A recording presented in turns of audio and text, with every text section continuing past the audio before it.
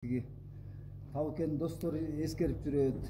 Коомдук ишмер белгилүү инсан болгондуктан көп учурда биз буга чектелип калат экенбиз да, ошо таукени белгилүү адамдар гана эскергенин угуп жүрөбүз.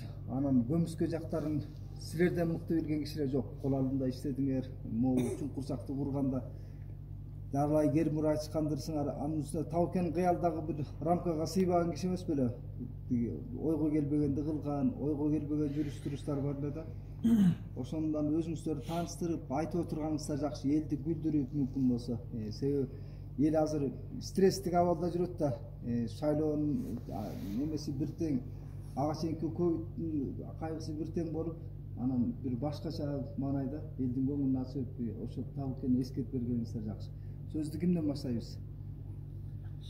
Сакал аксакалдан баштайбыз. Табылды Бердиулович ак көңүл, жөнөкөй жакшы киши болчу. Ал кишинин фантазиясы да укмуш болчу да. Ары бери басып жүргөндө ойлонуп басып жүрчү да. Бул жерди мындай кылсам, бул жерди тигиндей кылсам депчи. Кечинде болсо, күн ичинде 1 саат 4кө чейин проекти менен иштегер эле да. Анан ал кишинин жөнөкөй киши болчу да. Баягы эгер бирдекени жасап атканда туура эмес жасасаң, анан эмеси бар болчу мындай, кандай десем, ай макуга таңыңды озурай. Андай эмес депчи, бапылдап эметчи. Бирок ичинде кириш жок. Ичинде кириş жок, ак көңүл жакшы киши болчу да. Анан эми баштап атканда ар кандай бытовой проблемалар болот да. Анан сен эмне болсоң, айтсаң, ал киши жок дечи эмес да. Акча же жардам десең, жок дебей сразу эле эметчү да. Мындай келишпей калган убаңар болчу беле? Мисалы, сиз жасап аткан мындай болбойт десең, бир гермур айтышып. Эми мындай жумуш убагында тиги ага чейин барчу эмес. Мындай эми болчу мындай бир жумуш боюнча талашканчы. Бир жолу мен өзүм электрикмин. Анан бул строительдер булар жасайт. Анан мага келет. Мага кандай жасайбыз? Мунун светин эмне кылабыз депчи. Бир жолу бул бардын жанына свет жасап атабыз. Анан келип эле эметип атат. Бакырып атат. Ушуну жасайсың, мына тинтесиң деп. Өзүңүз айтпадыңыз беле десем, туруп эмне айтарымды билбей алып, атаңыз, машинесиң деп коет. Мен эчтеке таппаган ошондон туруп, машинесиң. Өзүң билип жасай бербесиң. Өзүңүз айтпадыңыз. Ушуну жасап атам десем, унчуп коюп атат. Сиздики да специалисттер сизге ишенген да. Да кандай иштириштер бар, эскерип турган. Башкаларда. Тартынбай эле ар ким эсиңе кылт эткендерди айта бериңиздер. Айтам. Микрофондарды мынтип алдына ала берген жакшы. Шарт өзү ошондой телефон. Атабыз мендей жөнөкөй жылакай киши болчу. Катара калышыбыз. Анабыз келген эсе ошо апабыз менен бир башынан бери келгенде жаңы келтабыз. Жумушка үйдө жакачы. Мен силерге балдарым. Сиз тартып жакшы экенсиз. Аты жөнүңүздү айтып, бак айтып сүйлөсөңүз. Алыс болуп калат. Же өзүңүз эле алып. Бакылдап тартынбай эле сүйлөсөң. Аты жөнүм Самат болчу. Башында стройкага келген. Чирекчеде иштеди. Бозилерди салышып, жолго аралашып эле жүрдүк атам. Башынан элекенде могу чуңкурчак салынган. Ошондон кийин иштешип жүрдүк жакшынакай ата айтып бүткөндөй. Атаңды озурайды бакабы. Макоо. Үйрөнгөнүң биз үчүн болсо. Жасаганың биз үчүн болсо, үйрөнгөнүң өзүң үчүн барам. Анан кайра ушинтип өшүп тургандан кийин алдап койчу да. Андан кийин бир күн ошо свет өчүп калат баякта. Балда иштейт десек, сонда иштейт. Мына ошол күнү эртең менен ошо эрте туруп калдык ошо. Туруп калып эле уктаган эмеспиз да, ойноп отыруп сүйлөшүп отуруп телефон менен атадан алып ата азыр келеттин карасак свет жок, самовар титандар турат да, кая ушуну жага береличи, андан свет да жок экен деп эле жагып атпайбыз. Ошо эртең менен элдин баары завтракка келди, самовардын баарын кайнатып баардыгы эле келди, шаар эле жумуш чай ичип эле баягы ата кайгырып коюптур да. Бүгүн свет жок, балдарым кандай ысык чай ичеби депчи. Жумушка эметип. Андан келсе эле элдин баары эле чайын ичип эле баардыгы эле жумушка чыгып кетти деди барчы. Ким жакты Самат жакты болуп калды. Ай бака бергел. Болду сен бияктан баарын токтотосуң. Ушул кухняга эме иштеп турчу деп. Кухняга иштеп турчу. Сен курулушчу өзүң? Өзүм мурда ошо жардамдашчымын да. Кухняга да жардамдашып. Стройкада андан кийин эле чайын өтүп атамдын сунушу жашоо кашып эле. Поварга да аралашып.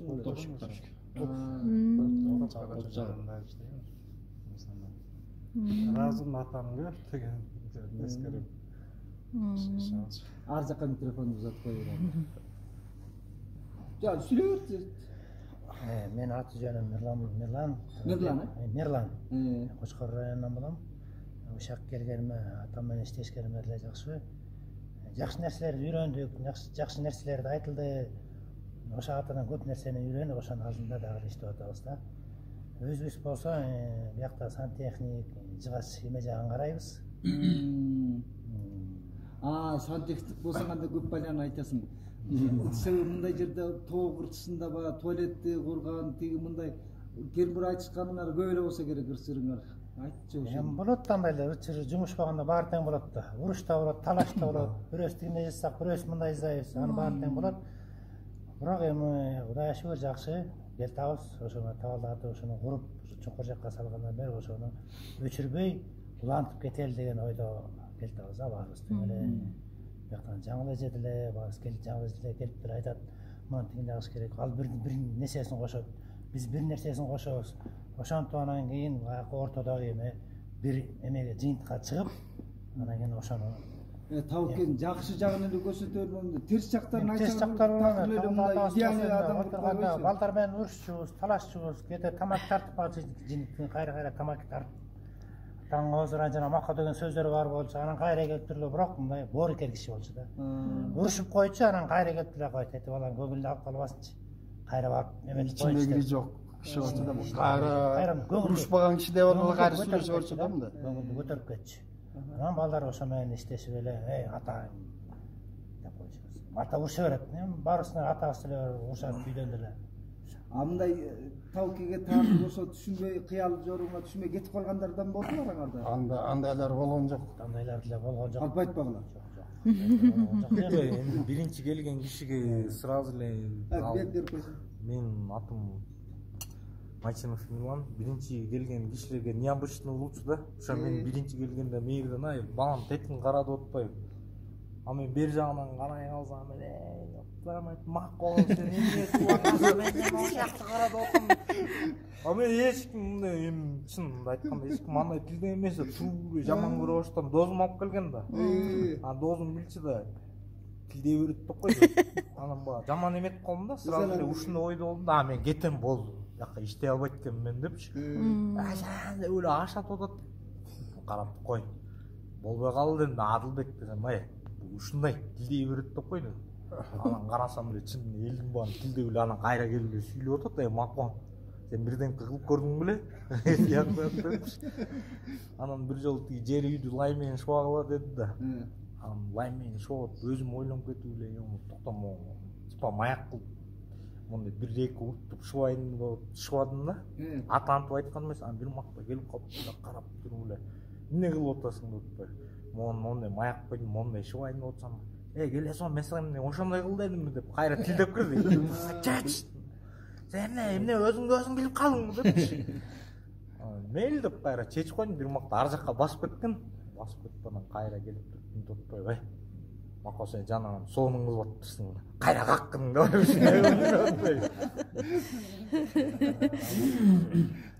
жакшы эле тилдечи баарыбыздычы мындай тилдечи баары көңүлүнө эметчи эмес да көңүлүнө алчу эмес да көңүлүбүзгө алчу эмес тилдеп моң аяктын баарын салып аткан ами макулдар сонун болбой сонун салдыңар ай силер деп кайра келип кечинде тамак ичип атканда ошо биз менен чогуу тамак иччи кайра баарыбызды мактап эметип койчу да мындай эмени көтөрүп койчу да ай сонун кылып атасыңар сонун болот кудай буйруса деп кишинин көңүлүн көтөрүп койчу да биз билгенден табылке ушул чуңкурчакты куруп атканда жашоосунда бир рахатты таап алганда себеби коомдук мындай кээде иш чараларда ошо кезип калган жерде ой акча чачылып жатыптыр биз жыйнай албай атпыз деп элет баягы жоктон баарды кылганда ошентип бар балаң бир эргүү менен жүрчү да ошол эргүү моментинде силер аралашып калдыңар да могу ылай немелерди кургандан ошо курулуштун немесин айтып берсеңер түйшүгүнчү топурагын ылдыйдан ташылып келген топурактарбы же буяктыкы жара болсо керек жок ушактан алып келген мисалы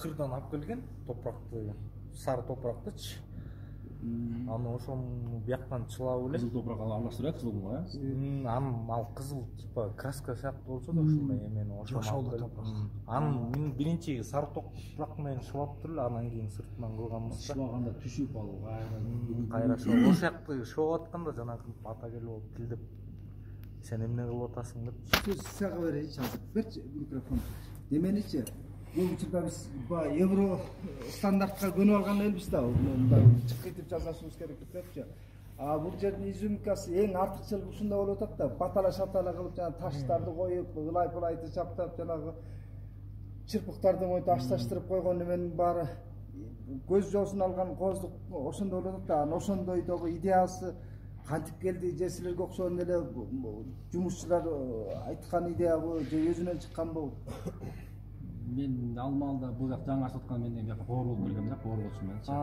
повар болуп келип ошондо бирөө эшикке чыкканда уккам да баягы балдарды урушуп кичине балдарга айтып атканынчы бирөө келип шыбап анан айтып атат ата мындай болбогон элек го бул деген эме депчи баягы жаман көрүнүп калды го депчи десем мынтип тура мага мен айтып атам го сен кыла бер да мен бусасам кайра бусасың деп атпайбы анан бир жолу биздин астынан тамак жасап берип атып эме болуп калды кишилер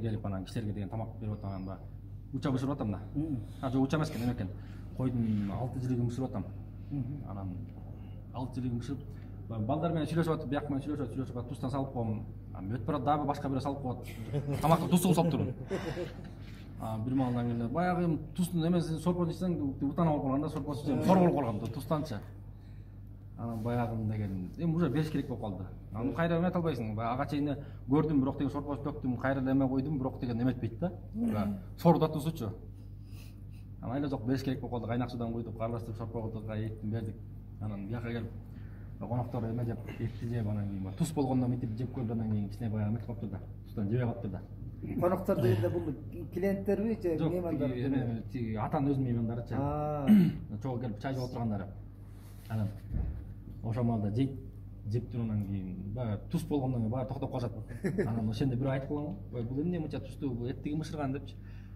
ошентсе ата айтып коет дейт ай тузду го тигине мындай деп атса тиги ата мынтип коет деп карап туруп ой тузду бирок ооз кат эзилип бышкан тугу караңыз бирок бир мындай эме кылган жок да эмени тузду бузгансың тигиндей кылдың мындай кылыпсың деп эч эметкен жок да баягы айтчу да балдар иштеп аткандар балдарга бергиле депчи да иштеп атасың силер иштеп атасаң бул силердин меникине силер эметип атасыңар депчи анан астынан эметип эле өзүнүн тамеки иш калбай калган атадан барып сурайбыз ата тамеки бериңиз десең көкмө эртең өлүңөр атам да тектеп берип койчу болду ошондой ишчи парламенттарчы эмес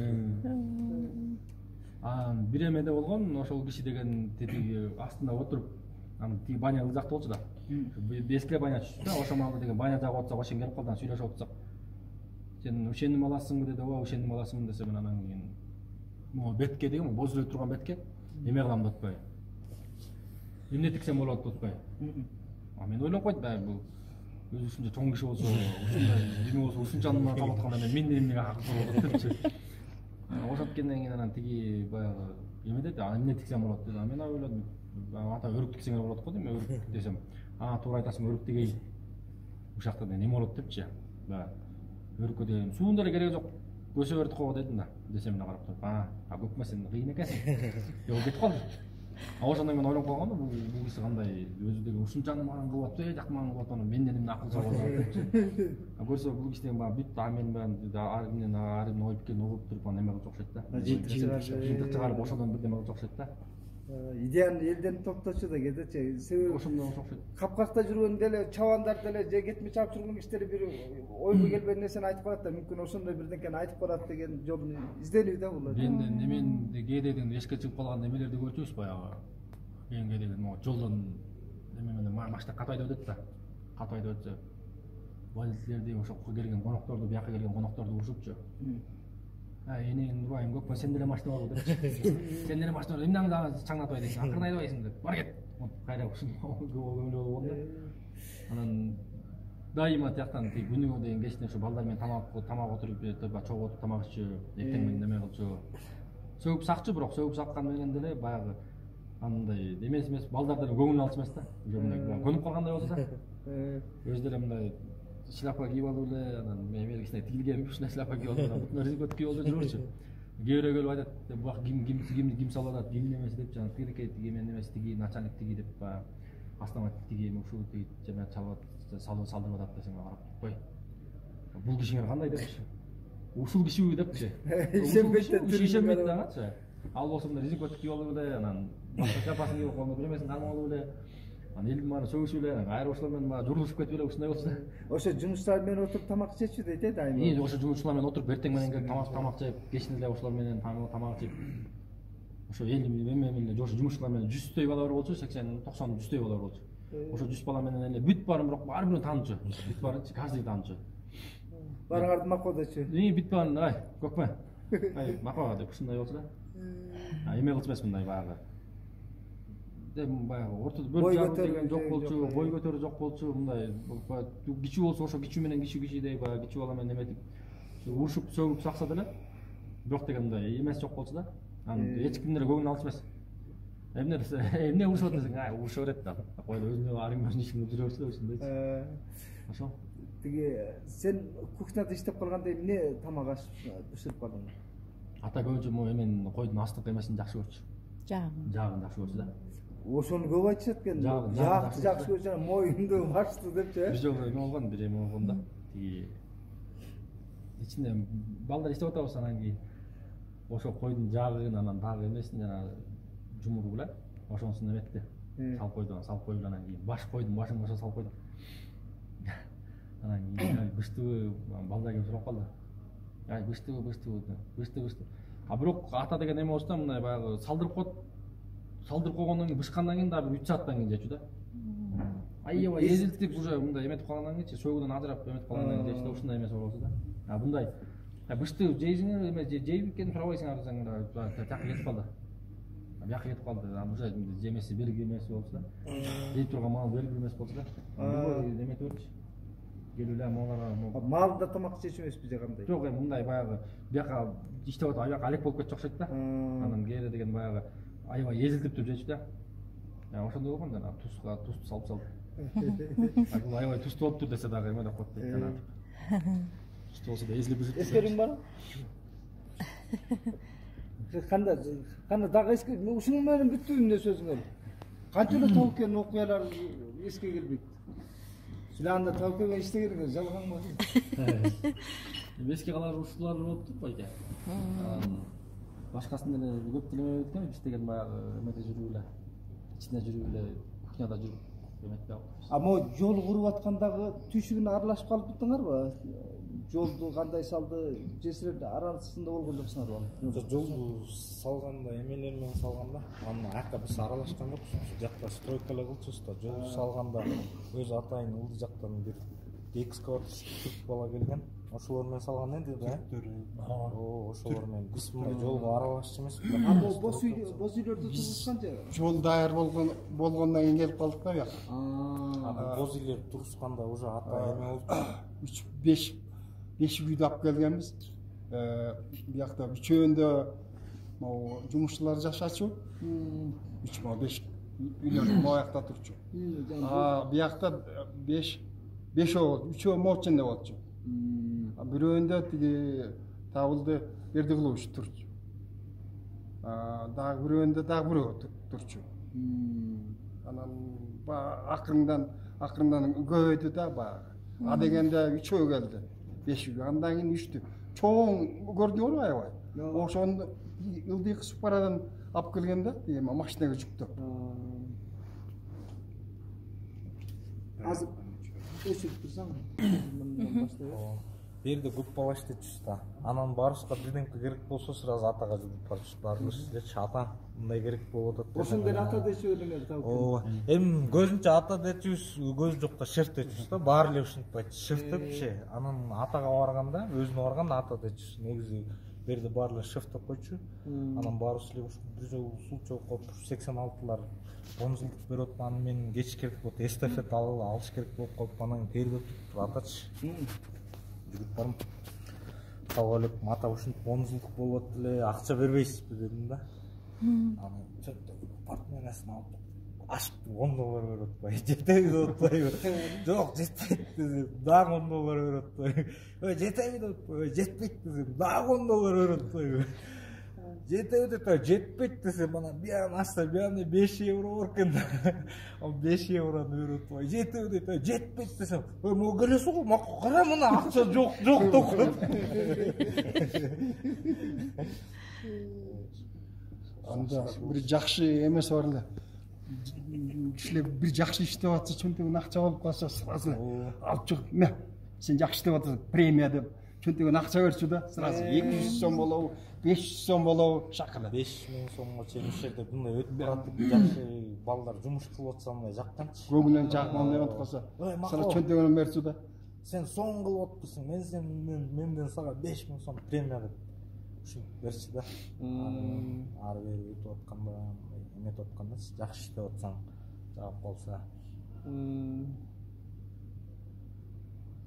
Баняга түшкөндө балдар ошол эмне экен да.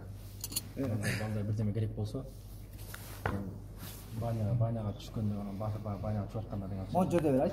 Ошо мончого кирип атканда ошо ата менен кошо кирип кеткен да. А енді баарыбыз бир эле баняга түшчүбүз да. Ошол маалда деген ошо бир эле баняга түшүп ошол маалда деген кирип барат. Мен баняга түшүп атсам бир маалда мен баняга кирейин деп атам деди. Мен айттым. Ата мен да кирем деди. Сен мага бас кире бер анда деп койду. Экөөбүз баняга түшүп атабыз. Түшүп анан кийин баняга түшүп бүттүк. Ал мен баягы баняга түшүп где-то бир 2 саат түштүм го, мен 2 саат түшүп эметип атсам, ата ичине кирип жатып уктап калды. Жатып туруп эле, анан ойлогом, парга уктап калды. Ичинде бир эле болчу да, ошол жерде ичинен жактыбыз ичинен эме болчу да. Флягаларды ошондон ошондон сызып эметипчи. Тип карап коймо, киши өтүп кеткен жокпу депчи. Эми жаман деп, чоң баняга кирип анан тиги жатып уктап калса тиги эметип депчи. Коймо, бул киши өтүп кеткен жокпу деп, өкмө, өлбөйм мен дедим. Карабай эле кой, мен өлбөйм дедим. Анан айттым, ата мен чыгам дедим.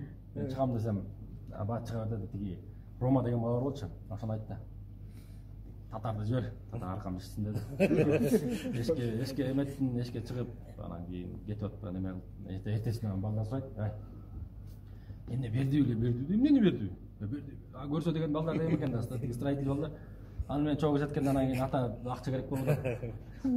Акча бериңиз, тигине мындай деткен, тиги баягы пара киргеп эме арканы чечип берип калганда кичине эмеде токсойт. Бир жигип кетип анан бере токсойт. Анан кийин жок эмесим, бир бала айтат, мен кирейин деп сен кирип кетпедиң, мен мага акча керек болсо дейт. Мен айтып коюшум анда.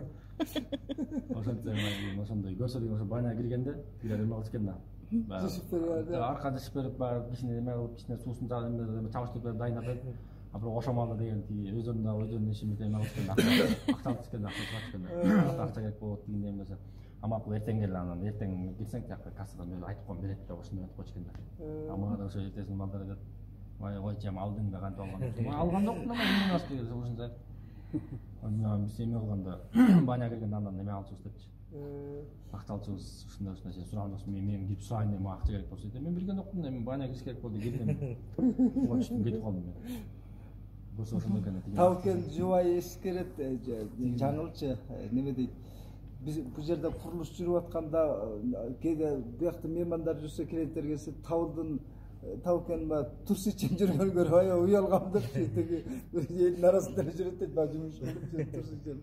Андайын көргөн жокпуз. Бирок тиги шорт менен. шорт менен. Менин түш болду, түштөп койдум. Бирок демо алмал демос да баня берди болсо. Ким баня жакка түшкүсү келген эле күнүгө баня болчу да. Кулайдын кутты күнү баня болчу.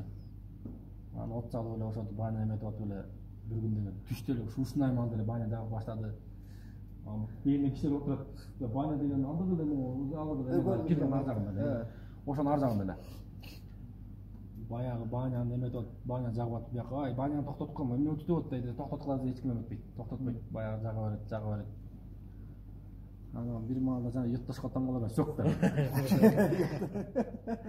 Баня саняга бүтүрөп берди, өзүгө суу ичте дебеди.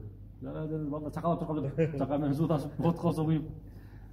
Экиде баня убакканын көрсөм дебеди жана. Жана анда сөздөр менен урду эле. Эч ким баня жакка түшкөн киши жок болсо баары катып эле кетти. Ушундай болгон. Мына эскерип жок десеңер, чыгып атпай болам. Бирөөң сөз баштасаңар эле эсиңерге келет дагы эмнелерди.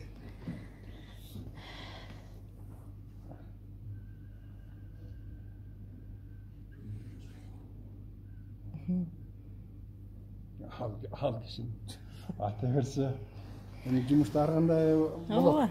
Сөзүм Кээде тиги тартышасың, кээде эми жумуш боюнча. Бирок эми кандай десем, ал киши жөнөкөй, анан могу бирдекени кандай десем тиги алдын ала билчү да дальновидный человек деп коет эмеспи? Бирдекени басып жүргөндө да планда жүрчү да. Эми ал киши болгондо далай пландары бар болчу, ойлогон ойлору бар болчу да. Алдын ала. Тияка мындай курам, бияка мындай курам, кийин көрөсүңөр депчи. көрөгөчтүк, Көрөгөчтүк эметчи да мындай. Эмеси жакшы болчу да. Өчүп Мамыт тиги. Микрофон. Ай, бергел, тет стойканы кой. Бирге сен буякты каз, сен буякты каз деп тегерет этчи. Жетин ресторанчы. Койду. Салата, мында коюп атабыз, бетондорун орнотуп эле бир күндө. Койдун үстүнө тургузгандан экинчи күнү эле өзү үстү кетти, андан кийин.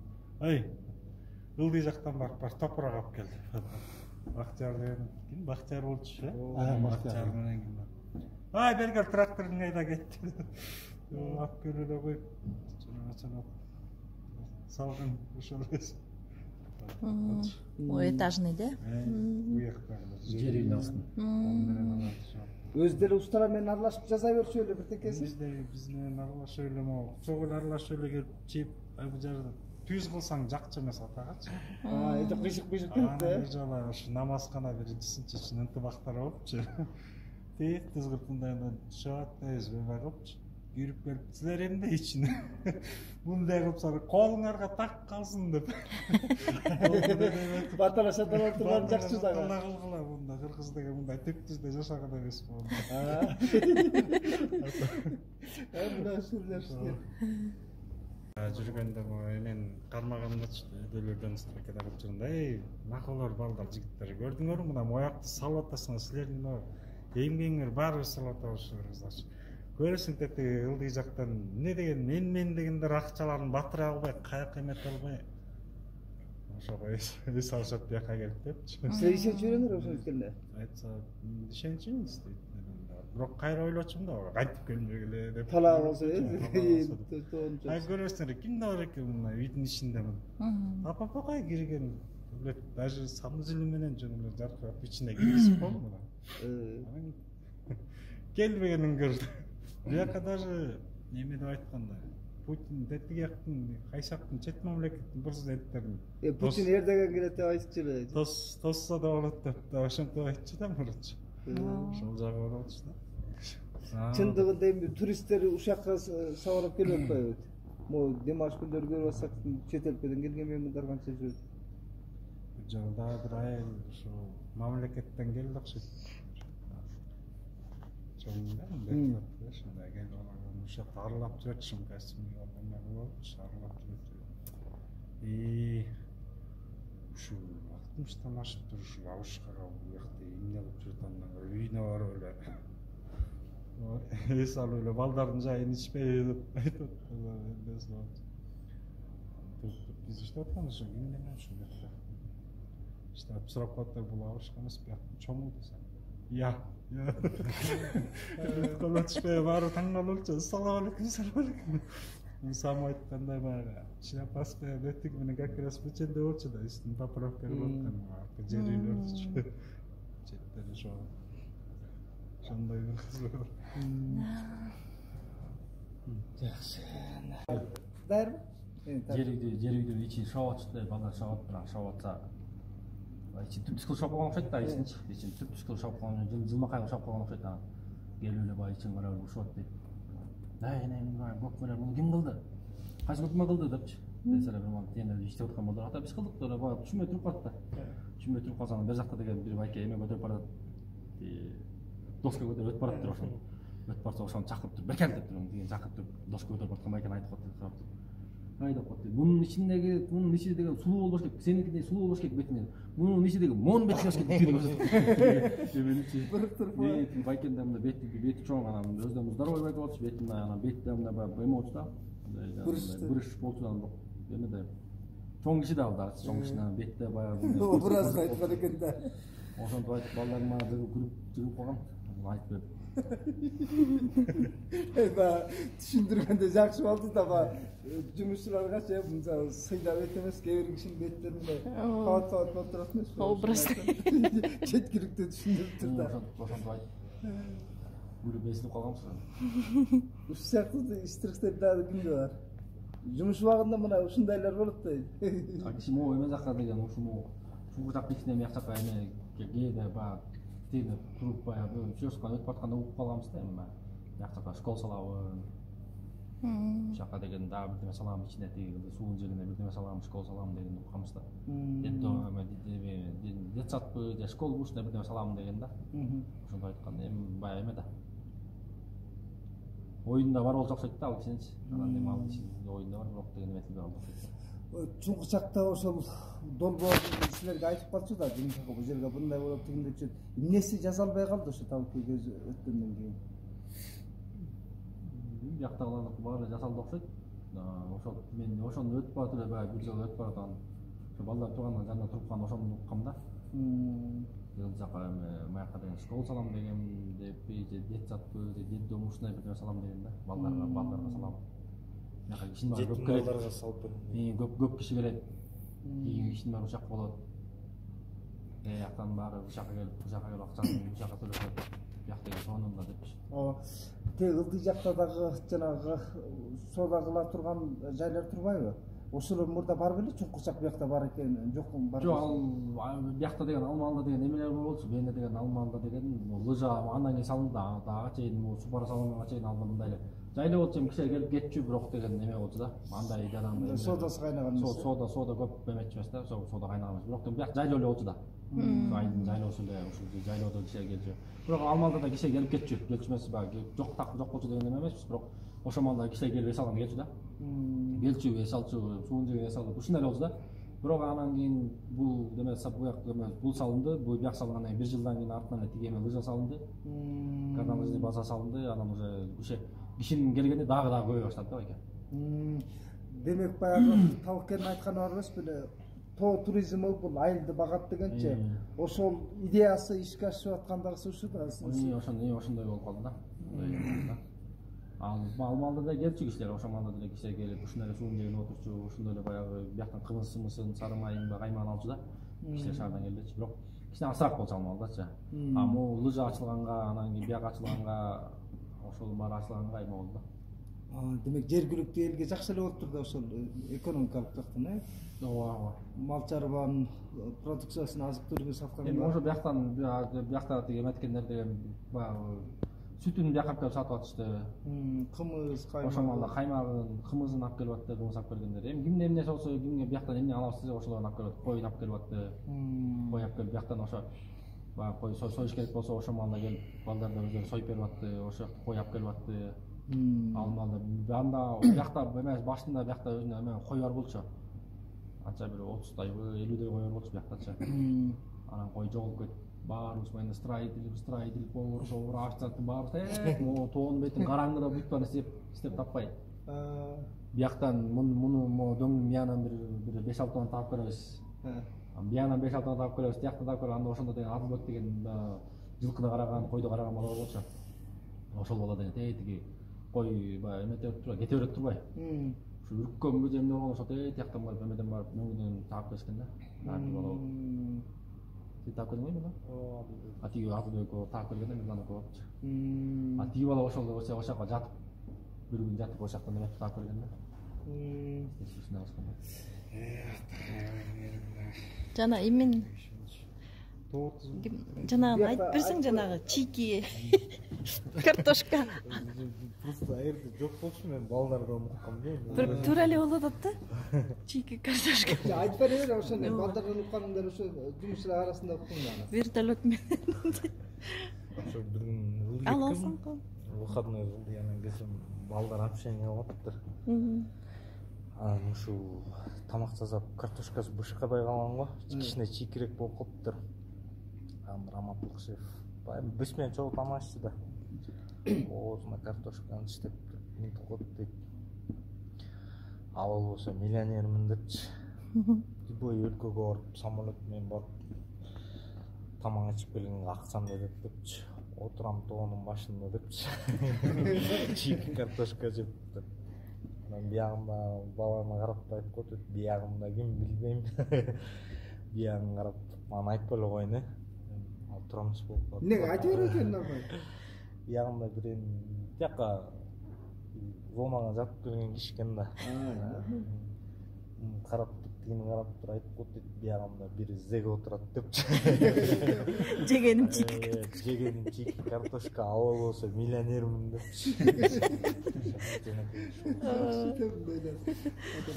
Аны ошол улуулугу да тиги карапайым адам менен көбү бой көтөрүп кичине колуна тыйын тийгенден көзүн май басып мындай тегисинбей карап эмес, Талкентте бул башка касиет да. Естественно жүргөн да.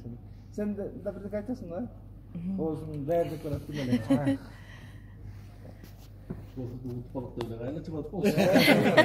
Булактын көзүндөгү да. Раматылык шеф өзү ушунун эмнең иши болчу да мындайчы.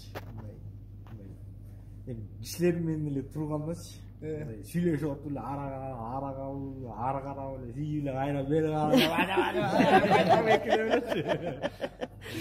вообще уялып эмес да.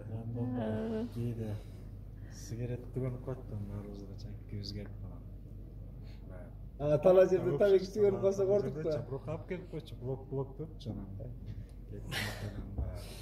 Бүтүп калганда шеф нечалык эле чегет да. Чегиптер ыргык тиет. Бара карайсың деки жакта аркасынан эле теп түшөбүз да. Чогулуп калабыз аны калганда. Бул ошондо деме Раматылык таптык. Жакшынакай киши болчу негизи. Ошол Кыргызстандын жете албайсызбы ушул тоо туризмин аябай өнүп турам деген да. Ооба. Ошо айткан нерсе бар да. Мен бияктан Суусамырга салам, Нарынга салам, Көлгө салам. Ушул Супара аркы жерге салам. Бул Кыргызстандын экономикалык мындай күрөө тамырынча ошол кан жүгүртө турган нерсе тоо туризми да. Анан бул мамлекет ишке ашыра албай койду да ошо туризм деп айтып атканыбыз менен. Маселен Талкен бул Супараны курганданчы тоону биз пайдалана албай атабыз да. Кыргызстанда 75% тоо таштан да. Анан тоо таштын арасы элге мындай берекеси азыраак болуп атпайбы? Малыбызды эле жайлоо кыштоодо кайтарганыбыз менен түзөңдүү жерлердеги мамлекеттер байыраак болот. Себеби ал түзөңдүү жерден түшүмү көбүрөөк болот. Бияктан кыш эрте келет, суу эрте түшөт. Ошо менен Кыргызстан элинин жакырчылыгы да ошол болуп атпайбы? Анан мунусу улуттук долбоор болгон үчүн кеп кылышыбыз керек да. Мына жерде элдин баарына карап ой, мына аракаттын баары ушул жакта. мына тоодо болуп атат, мына ичкен суубуз таза, кырмызы туз бар. Мына көптөгөн адамдар мына мен ушуну карадым деп бизге да айтканда, мына билип алгыла депчи. Ушу бээнин сүтү эле дары депчи. Ушу айсаканайт жактан чыгып атат. Ушундан ичсеңер андан өткөн дары жок депчи. Бээнин сүтүн самал газына жазылма бир ай ичип тургула деп атабыз. Эскерпек. Жакшы.